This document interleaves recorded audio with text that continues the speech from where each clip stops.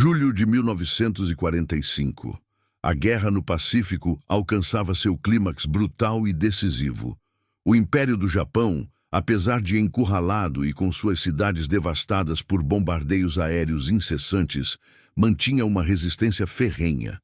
As forças aliadas, lideradas pelos Estados Unidos, intensificavam a pressão em todos os frontes, buscando uma forma de acelerar o colapso japonês e evitar uma invasão terrestre que prometia ser catastrófica em termos de baixas.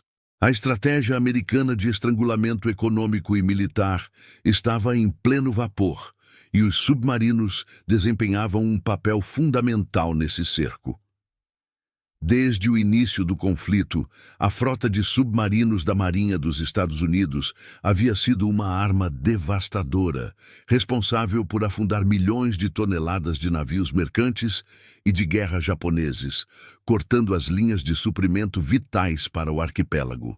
Essa campanha submarina havia isolado o Japão, privando-o de petróleo, borracha, alimentos e matérias-primas essenciais para a continuidade da guerra. No entanto, à medida que a marinha mercante japonesa diminuía drasticamente e os navios de guerra restantes se refugiavam em portos fortificados, os estrategistas americanos começaram a buscar novos alvos e táticas para manter a pressão e explorar a vulnerabilidade do inimigo. Foi nesse cenário de desespero e inovação tática que uma missão, considerada por muitos como impossível, foi concebida e atribuída a um submarino americano.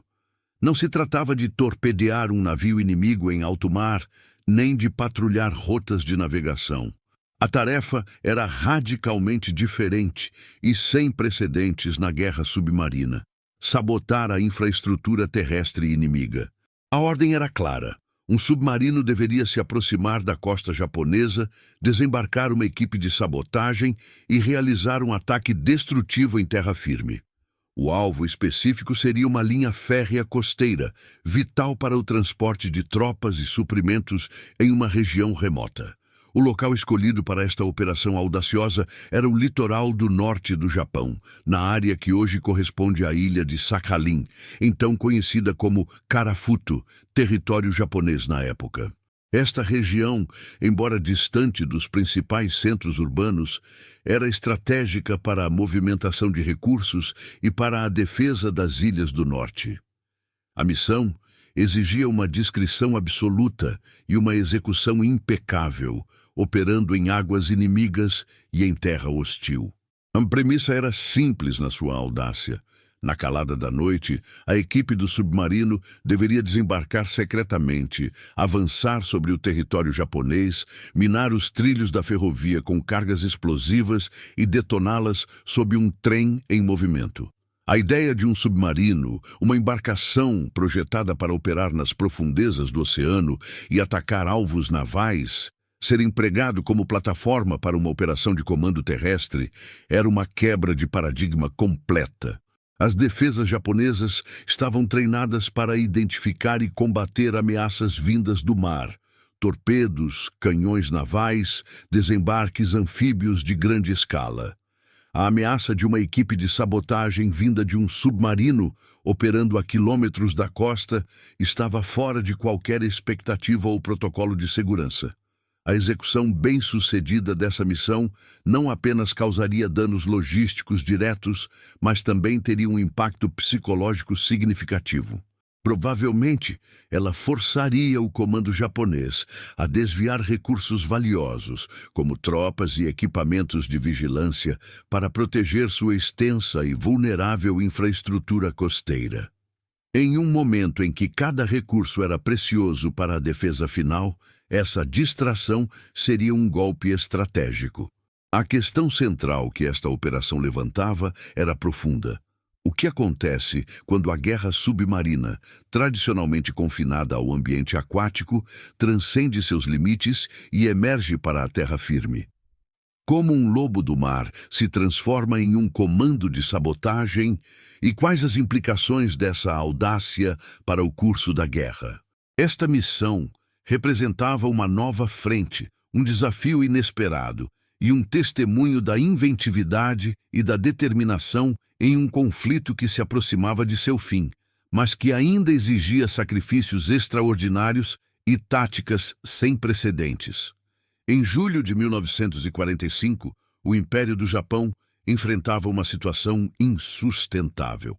A campanha de bombardeio estratégico americana, com incursões aéreas devastadoras, havia reduzido a cinzas grande parte de suas cidades industriais e residenciais, comprometendo a capacidade de produção de guerra e a moral da população. A Marinha Imperial Japonesa, outrora uma das mais poderosas do mundo, estava praticamente aniquilada, com seus navios restantes confinados a portos e sem combustível. A Força Aérea, embora ainda capaz de atos de resistência desesperados, como os ataques kamikaze, não conseguia mais contestar o domínio aéreo aliado. Nesse cenário de cerco total, a guerra submarina americana, que havia desempenhado um papel crucial desde o início do conflito, adaptava-se a uma nova realidade.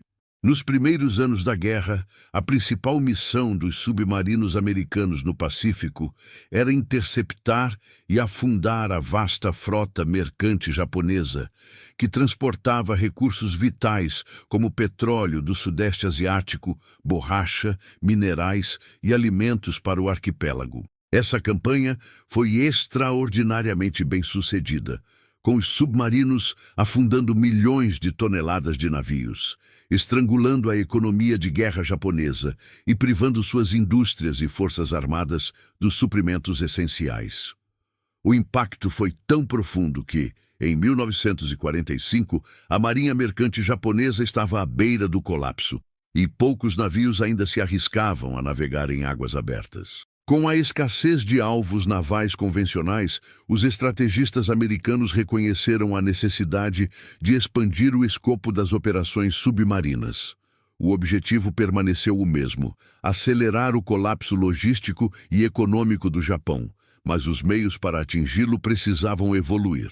A nova diretriz era clara. Se não havia mais navios suficientes para afundar, os submarinos deveriam levar a guerra diretamente para a infraestrutura costeira do inimigo. Esta mudança de tática representava uma escalada significativa e uma demonstração da flexibilidade operacional da Marinha dos Estados Unidos. A lógica por trás dessa ampliação de objetivos era puramente estratégica. O Japão, um arquipélago com uma longa e vulnerável linha costeira, dependia fortemente de suas redes de transporte internas para movimentar tropas, equipamentos, carvão, alimentos e matérias-primas entre suas ilhas e regiões. Ferrovias e pontes costeiras, depósitos de suprimentos, fábricas próximas ao mar e instalações portuárias secundárias tornaram-se alvos de alto valor. Ao atacar esses elementos cruciais da infraestrutura terrestre, os submarinos poderiam continuar a exercer pressão, desorganizando o fluxo de suprimentos e reforços e intensificando o isolamento de regiões inteiras. Cada ferrovia e cada ponte, antes consideradas seguras em terra firme, agora se transformavam em pontos vulneráveis sob a mira de uma nova forma de guerra submarina. A interrupção de uma linha férrea, por exemplo, poderia paralisar o transporte de carvão de uma mina para uma fábrica de aço ou impedir o movimento de tropas para uma área de defesa costeira. A destruição de um depósito de combustível ou munição próximo à costa poderia ter um impacto direto nas operações militares locais. Essa tática visava não apenas a destruição física, mas também a desmoralização e a dispersão de recursos defensivos japoneses.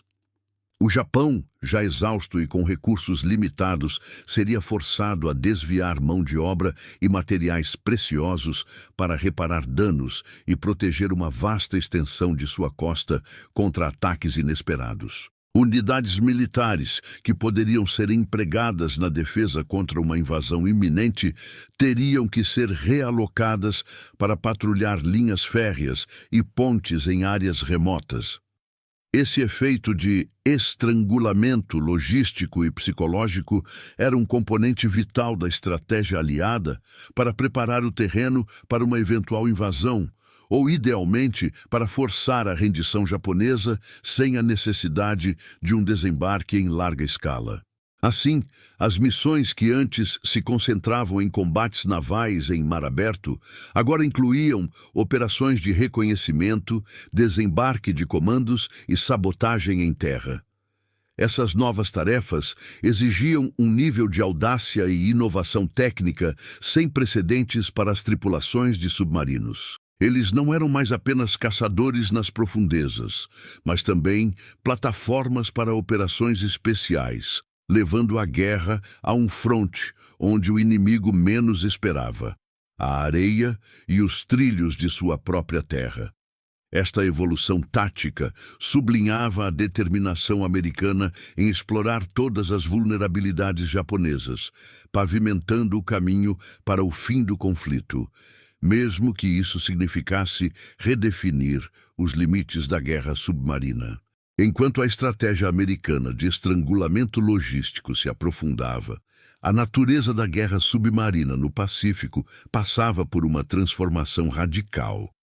As defesas costeiras japonesas, treinadas e equipadas para resistir a ataques vindos do mar, estavam preparadas para enfrentar torpedos lançados contra seus navios ou desembarques anfíbios em larga escala. Seus postos de observação, patrulhas navais e baterias de artilharia costeira estavam posicionados para neutralizar ameaças convencionais.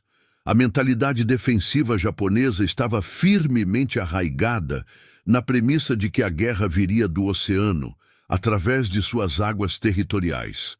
No entanto, a audácia americana levou a guerra a um novo e inesperado fronte: a terra firme.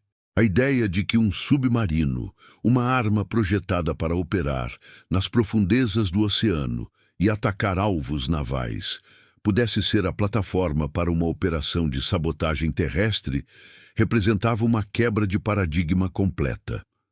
Essa inovação tática não era apenas uma questão de engenhosidade, era uma demonstração de flexibilidade e uma clara intenção de desestabilizar o inimigo onde ele se sentia mais seguro. O local específico escolhido para esta operação singular foi o litoral do norte do Japão, na região que hoje conhecemos como a Ilha de Sakhalina, mas que na época era território japonês, chamado Karafuto. Esta área, embora remota, possuía uma linha férrea costeira de importância estratégica. Essa ferrovia era vital para o transporte de recursos, incluindo carvão, madeira e potencialmente tropas e suprimentos militares, entre as diferentes partes da ilha e para outras regiões do Japão. Sua interrupção causaria um impacto direto na capacidade logística japonesa em uma área já sob crescente pressão. A missão transformava o submarino, o lobo do mar, que havia caçado impiedosamente a frota mercante japonesa, em um veículo para uma unidade de comando e sabotagem de elite. Essa mudança exigia não apenas a capacidade de se aproximar furtivamente da costa inimiga, mas também a habilidade de desembarcar e recuperar equipes em condições perigosas, muitas vezes sob o manto da escuridão e em território hostil. Os tripulantes, que antes se concentravam em navegação subaquática e pontaria de torpedos, agora precisavam dominar táticas de infiltração, manuseio de explosivos em terra e evasão em ambiente terrestre. Essa tática inesperada tinha um duplo objetivo: causar danos materiais diretos à infraestrutura vital e, igualmente importante, gerar um efeito psicológico devastador. A simples ideia de que uma linha férrea em terra firme pudesse ser atacada por uma força que emergiu do mar forçaria o comando japonês a reconsiderar a segurança de toda a sua extensa costa. Isso significaria desviar recursos valiosos, tropas, equipamentos de vigilância e patrulhas para proteger áreas que antes eram consideradas imunes a ataques diretos de submarinos. Em um momento em que o Japão já estava com seus recursos no limite, essa dispersão de forças representava um golpe estratégico significativo, intensificando o estrangulamento logístico e a desmoralização do inimigo. A guerra havia, de fato, saído da água para a areia. A aproximação final do submarino à costa de Karafuto foi executada com precisão máxima. Sob o manto da escuridão da noite de julho de 1945, a embarcação emergiu discretamente, a uma distância calculada da linha costeira inimiga. Cada manobra foi realizada para evitar a detecção por patrulhas japonesas ou postos de observação terrestres, que eram comuns ao longo da extensa costa do arquipélago. A equipe de sabotagem, composta por homens treinados em operações especiais e manuseio de explosivos, já estava preparada no interior do submarino, aguardando o sinal para o desembarque. Com a superfície do mar calma e o céu sem lua, as condições eram ideais para a infiltração. Pequenas embarcações infláveis, silenciosamente desdobradas do submarino, foram o meio de transporte para a equipe até a areia. O processo de embarque e lançamento foi executado com o máximo de discrição, cada movimento calculado para não produzir ruídos que pudessem ser captados à distância. A equipe levava consigo o equipamento necessário: cargas explosivas plásticas de alta potência, detonadores cronometrados, ferramentas para acessar os trilhos da ferrovia e armamento leve para autodefesa, caso houvesse um confronto inesperado. Uma vez nas águas rasas, os homens remaram com remos abafados, direcionando-se para um ponto predeterminado na praia, escolhido previamente por reconhecimento fotográfico. As passadas rápidas e silenciosas sobre a areia molhada marcavam o avanço em território inimigo. O cheiro de sal do oceano era intenso, mas misturado à tensão palpável do momento. A escuridão era uma aliada crucial, limitando a visibilidade e permitindo que a equipe se movesse sem ser percebida. O risco de encontrar patrulhas costeiras japonesas era constante, exigindo vigilância e coordenação impecáveis entre os membros da equipe. A missão dependia da capacidade da equipe de se infiltrar sem ser detectada, de estabelecer uma cabeça de praia segura e de se mover rapidamente para o interior, em direção à linha férrea costeira. Cada passo era um cálculo entre a necessidade de velocidade para executar a missão e o imperativo do sigilo para garantir o sucesso e a segurança do retorno. O êxito da operação de sabotagem dos trilhos dependia inteiramente desta fase inicial de infiltração, onde a surpresa e o sigilo eram os elementos mais críticos para o sucesso do plano. Após o desembarque silencioso e a infiltração bem-sucedida através da praia, a equipe de sabotagem moveu-se com rapidez e discrição em direção ao seu objetivo principal, a linha férrea costeira. O terreno era desafiador, com vegetação densa e irregularidades naturais, que, embora oferecessem cobertura, também dificultavam o avanço rápido sob a escuridão. Guiados por mapas detalhados e reconhecimento prévio, os homens localizaram os trilhos da ferrovia que serpenteavam próximos à costa, conectando pontos estratégicos da ilha de Karafuto. A ausência de patrulhas inimigas visíveis na área imediata indicava que o elemento surpresa havia sido mantido, um fator crucial para a fase seguinte da missão. O alvo era uma seção específica da ferrovia, escolhida por sua importância logística e pela expectativa de tráfego de trens transportando carvão, suprimentos ou até mesmo tropas. A equipe rapidamente avaliou o local, buscando um ponto ideal para a instalação das cargas explosivas que maximizasse o dano e garantisse a interrupção eficaz do tráfego. Era essencial que a explosão ocorresse sob um trem em movimento para amplificar o impacto, causando não apenas a destruição dos trilhos, mas também o descarrilamento da composição, que por sua vez bloquearia a linha por um período prolongado.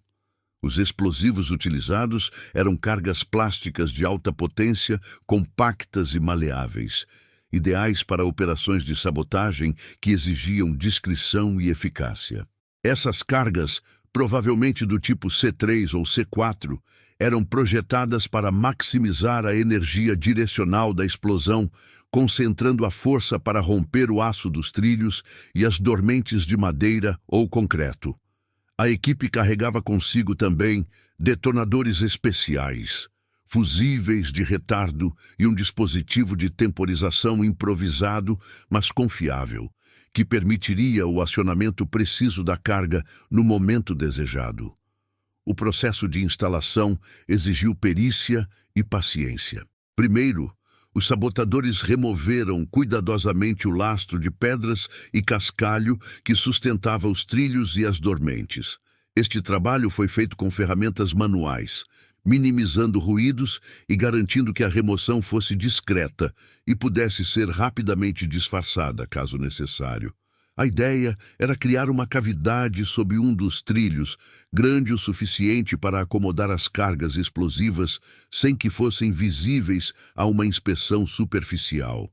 A escolha do trilho e da dormente específicos era crucial.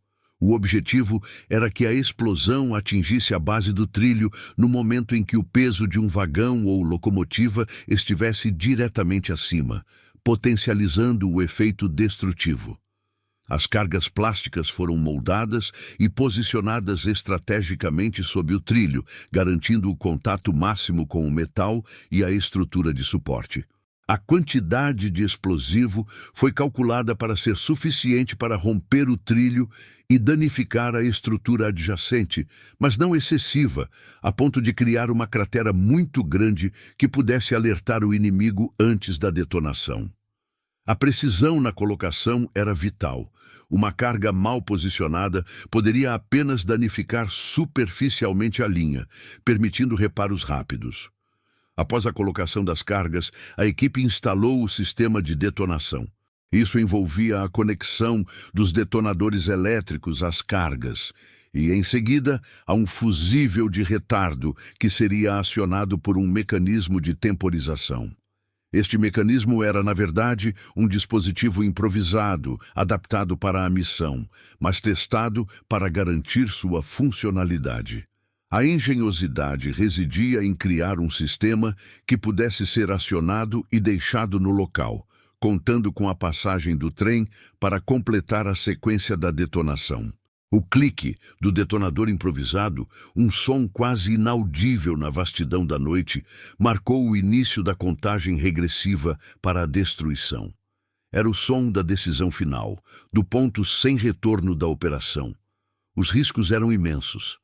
Além da possibilidade de detecção por patrulhas, havia o perigo inerente ao manuseio de explosivos em um ambiente hostil e sob pressão. Um erro na conexão dos fios, um problema com o fusível ou um acionamento acidental poderiam ter consequências catastróficas para a equipe. A umidade do ar e a proximidade do mar também eram fatores a considerar, pois poderiam afetar a estabilidade dos componentes eletrônicos ou a eficácia dos explosivos. A equipe trabalhou com rapidez, mas sem pressa, cada membro ciente da importância de sua tarefa e da necessidade de uma execução impecável. Com as cargas posicionadas e o sistema de detonação armado, a equipe cobriu cuidadosamente a área com o lastro removido, disfarçando o local da intervenção. O objetivo era deixar a linha férrea com uma aparência normal, sem sinais visíveis de sabotagem, para que o trem se aproximasse sem qualquer aviso. O trabalho estava concluído. A armadilha estava montada. Agora, restava apenas a espera pelo momento exato em que a carga cronometrada sob os trilhos detonaria sob um trem em movimento, transformando uma missão terrestre em um troféu singular para um submarino americano. A equipe iniciou seu retorno discreto ao ponto de extração, deixando para trás uma bomba-relógio silenciosa à espera de sua vítima. Após a meticulosa instalação das cargas e o retorno discreto da equipe de sabotagem ao submarino, Uma tensão silenciosa pairava sobre a costa de Carafuto. A escuridão da noite de julho de 1945 era quebrada apenas pelo leve murmúrio das ondas, enquanto a armadilha, invisível e letal, aguardava sua vítima nos trilhos da ferrovia costeira. A espera era o componente final e mais agonizante da operação, um teste de nervos para os homens que haviam apostado tudo na precisão de seu trabalho. Então, ao longe, o som começou a se manifestar. Inicialmente, um zumbido distante, que gradualmente se transformou em um ruído mecânico crescente, o inconfundível som de um trem se aproximando. As luzes da locomotiva logo surgiram no horizonte, cortando a penumbra da noite, enquanto a composição ganhava velocidade, transportando sua carga vital para o esforço de guerra japonês. O trem seguia seu curso rotineiro, alheio à ameaça invisível que jazia sob os trilhos à sua frente. No momento exato em que o peso da locomotiva e dos primeiros vagões se alinhava sobre o ponto minado, a carga cronometrada detonou com uma violência ensurdecedora. O estrondo reverberou pela costa como um trovão metálico, um som seco e poderoso que rasgou a quietude da noite. A explosão não foi apenas audível, mas visível, com uma labareda momentânea iluminando a área, seguida por uma nuvem de fumaça e detritos que se elevou rapidamente. O impacto foi devastador e imediato. A força da detonação rompeu os trilhos de aço e as dormentes, abrindo uma cratera e desestabilizando a base da ferrovia. A locomotiva, atingida em plena velocidade, foi violentamente arremessada para fora dos trilhos, seus eixos e rodas se contorcendo e se despedaçando sob a pressão. Os vagões que a seguiam, sem o suporte dos trilhos, descarrilaram em uma sequência caótica, empilhando-se uns sobre os outros em uma massa retorcida de metal e madeira. O som do descarrilamento foi uma cacofonia de rangidos de metal, estilhaços e o vapor sibilante da locomotiva danificada. Em questão de segundos, o tráfego ferroviário foi completamente interrompido. A linha férrea, vital para o transporte de carvão e suprimentos, estava bloqueada por quilômetros, com os destroços do trem espalhados pela paisagem. O pânico se espalhou rapidamente entre os poucos habitantes das vilas costeiras próximas, que foram acordados pelo estrondo e pela visão do desastre. A explosão e o subsequente caos não apenas causaram danos materiais significativos, mas também semearam um profundo sentimento de vulnerabilidade e insegurança. A logística japonesa na região foi duramente atingida, com o fluxo de recursos paralisado e a necessidade urgente de desviar homens e equipamentos para investigar o incidente e iniciar os reparos. A guerra havia, de fato, levado seu impacto destrutivo para a terra firme. O sucesso da operação de sabotagem na ferrovia de Carafuto foi confirmado pela tripulação do submarino, não apenas pelo estrondo da detonação que reverberou pela costa, mas também pela observação atenta do caos subsequente. A escuridão da noite não podia esconder a magnitude da destruição. As luzes distantes que se acenderam nas vilas próximas, o movimento frenético de equipes de resgate e, mais tarde, a interrupção prolongada do tráfego ferroviário. Era evidente que a missão havia sido um sucesso retumbante, superando as expectativas e demonstrando a viabilidade de uma tática até então inédita na guerra submarina. A notícia do feito singular rapidamente se espalhou entre a tripulação e, posteriormente, pelo comando naval. Em um gesto de orgulho e reconhecimento pela ousadia da missão, a equipe decidiu imortalizar o feito de uma maneira peculiar. Era uma tradição comum na Marinha dos Estados Unidos, especialmente entre as tripulações de submarinos, pintar silhuetas de seus alvos na vela da embarcação, a estrutura proeminente que abriga a torre de comando. Silhuetas de navios de guerra, transportes de tropas e aviões inimigos eram troféus visuais que indicavam o número e o tipo de afundamentos ou abates realizados pelo submarino em questão. No entanto, o submarino que realizou a missão em Carafuto adicionou um troféu singular à sua lista: a silhueta de um vagão de trem. Este vagão pintado na vela do submarino não era apenas um símbolo de mais uma vitória, era a representação de um feito sem precedentes. Constituiu o único registro histórico de um trem afundado por um submarino em toda a história da guerra naval. A pintura era uma declaração visual da quebra de paradigma que a missão representava. Enquanto outros submarinos exibiam orgulhosamente seus navios e aviões abatidos, este exibia um alvo terrestre, um inimigo que jamais se esperaria encontrar no hall de conquistas de uma embarcação subaquática. O simbolismo era poderoso, reforçando o moral da tripulação e destacando a inventividade e a capacidade de adaptação dos submarinadores americanos. As consequências da Operação de Carafuto, contudo, transcenderam o mero simbolismo e o aumento do moral. O feito provou de forma inquestionável que nenhuma margem costeira do Japão era verdadeiramente segura contra as incursões americanas.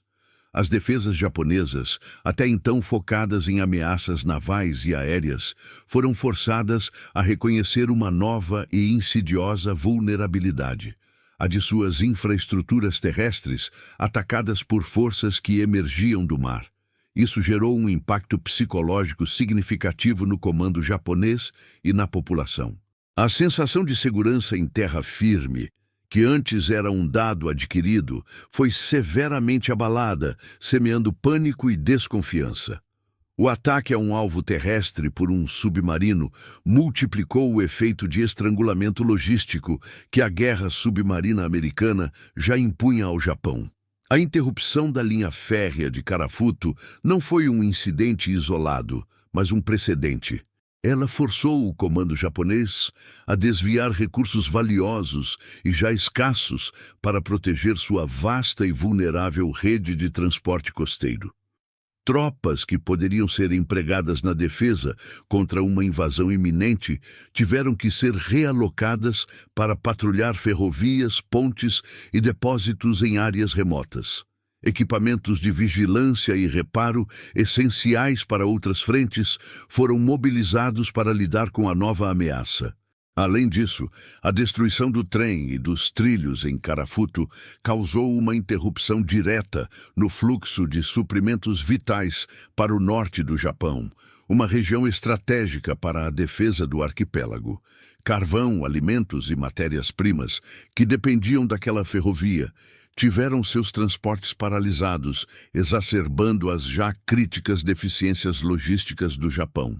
A necessidade de reparar a linha férrea em um momento de escassez de materiais e mão de obra representou um ônus adicional e um atraso considerável. O impacto moral foi igualmente severo. A capacidade de uma força inimiga de penetrar em território nacional e atacar alvos internos de forma tão inesperada e bem-sucedida contribuiu para a desmoralização das forças japonesas e da população civil. A mensagem era clara. Mesmo em suas próprias terras, o Japão não estava imune aos ataques americanos. Essa operação, portanto, não foi apenas uma curiosidade histórica, mas uma tática calculada que intensificou o cerco ao Japão, acelerando o colapso logístico e psicológico do Império nas semanas finais da Segunda Guerra Mundial. A missão em Carafuto, inicialmente considerada impossível pelos padrões convencionais da guerra submarina, transcendeu essa classificação para se tornar um testemunho da audácia e engenhosidade americanas nas semanas finais da Segunda Guerra Mundial. Ela demonstrou uma flexibilidade tática notável, redefinindo o papel de uma embarcação subaquática. O sucesso da operação provou que, mesmo com o Japão encurralado e suas defesas costeiras em alerta, era possível inovar e levar a guerra a um fronte inesperado, onde o inimigo menos esperava ser atingido. A quebra de paradigma não foi apenas operacional, mas também psicológica. Ao atacar uma linha férrea em terra firme, a missão de Karafuto desferiu um golpe na percepção de segurança do Japão. As defesas, treinadas para combater ameaças navais e aéreas, foram confrontadas com a realidade de que suas infraestruturas terrestres estavam vulneráveis a incursões que emergiam do mar. Essa vulnerabilidade recém-descoberta gerou um efeito de pânico e forçou o comando japonês a desviar recursos preciosos, como tropas e equipamentos de vigilância, para proteger uma vasta e extensa linha costeira. Em um momento de escassez crítica, essa dispersão de forças representou um ônus estratégico significativo, intensificando o estrangulamento logístico e a desmoralização já existentes. O vagão pintado na vela do submarino, um troféu singular na história naval, simbolizou essa audácia. Ele representava não apenas a destruição física de um trem, mas a capacidade de transformar o impensável em realidade. A missão de Karafuto reforçou a ideia de que a guerra moderna exigia a adaptação constante e a exploração de todas as fraquezas do inimigo. A interrupção do tráfego ferroviário, o caos logístico e o impacto psicológico foram consequências diretas de uma operação que combinou planejamento meticuloso, execução sigilosa e uma ousadia tática sem precedentes. Esta operação singular foi a assinatura do atrevimento americano, uma demonstração clara de que, quando a ousadia estratégica encontra a técnica e a determinação operacional, até um trem na terra firme pode se tornar um alvo marítimo. Ela marcou um dos capítulos mais curiosos e impactantes da guerra submarina, consolidando o legado de uma era em que os limites da guerra foram constantemente desafiados e redefinidos para alcançar a vitória. A história do trem submarino permanece como um lembrete da inventividade humana em tempos de conflito extremo.